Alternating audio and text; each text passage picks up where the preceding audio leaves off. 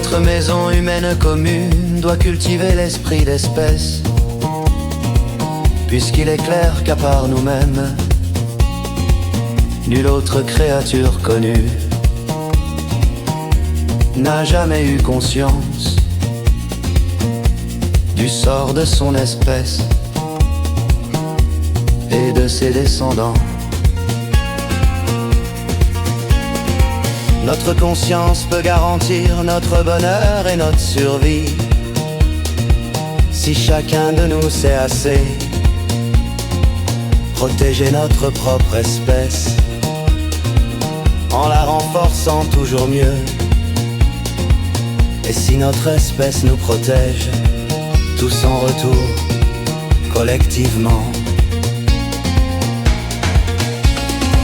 Rien n'est pourtant gagné d'avance, puisque nous vivons, nous créons dans un univers incertain qui change et où nous devrons continuer à nous protéger réciproquement aussi longtemps que possible pour y survivre.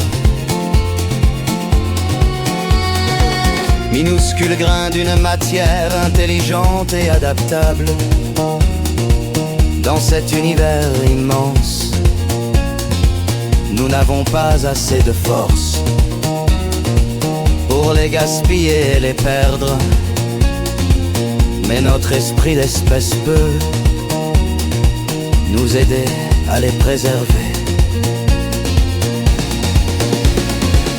Et cet esprit d'espèce peut pousser aussi à dépasser ce que nos connaissances actuelles nous permettent d'imaginer,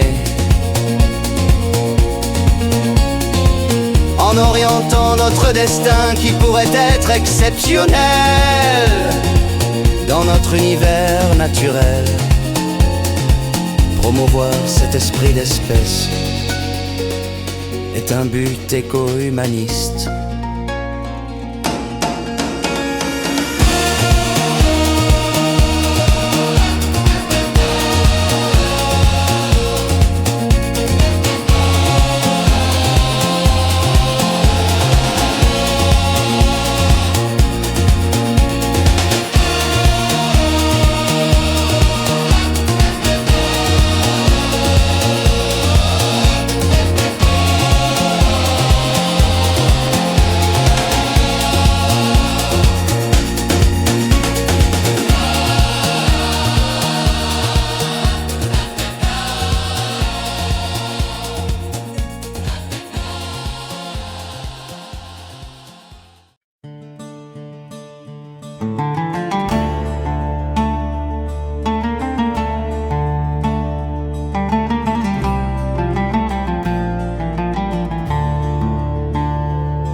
La maison humaine commune doit toujours aider ses parties à se sentir heureuses d'y vivre en cohésion et en partage.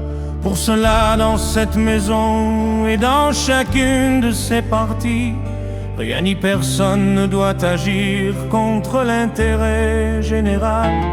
Chacune d'elles doit au contraire aider l'ensemble à prospérer, en partageant toutes les ressources dans des projets gagnants-gagnants. Nous relayons cette grande idée de maison humaine commune, où nos ancêtres avaient voulu nous faire aller toujours plus loin, en devenant d'autant plus aptes à protéger cette maison que nous saurons y développer la cohésion et le partage.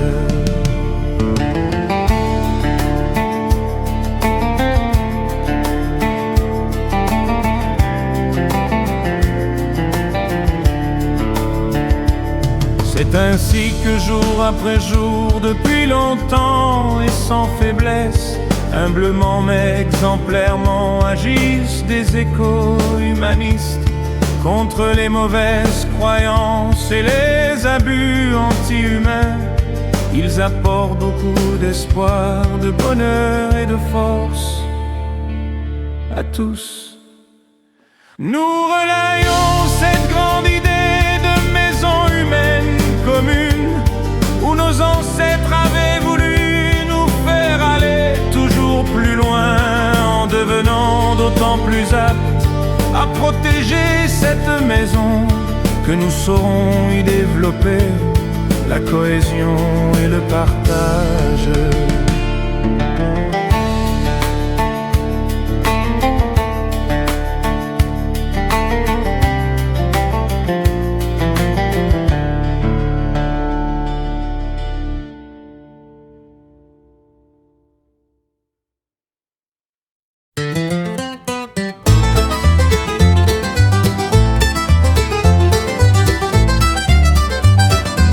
Chaque être humain peut devenir un parfait éco-humaniste s'il est courageux, optimiste et acteur de son avenir.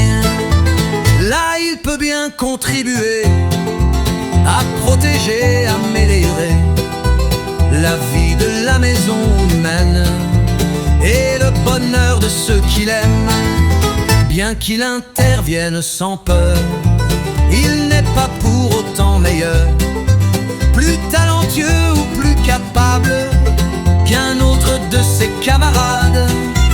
Mais il est présent et utile en temps et en lieu opportun, et pour un besoin opportun, il est d'autant plus utile.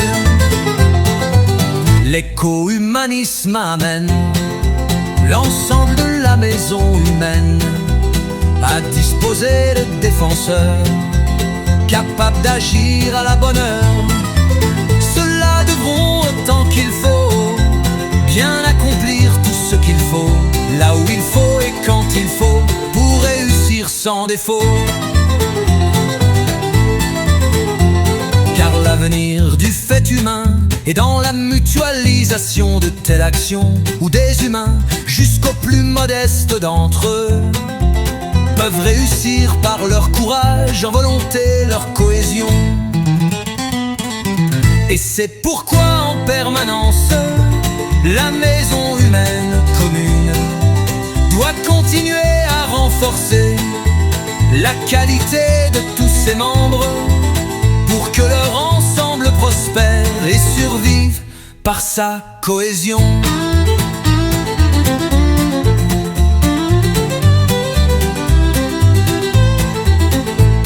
C'est un but majeur éco-humaniste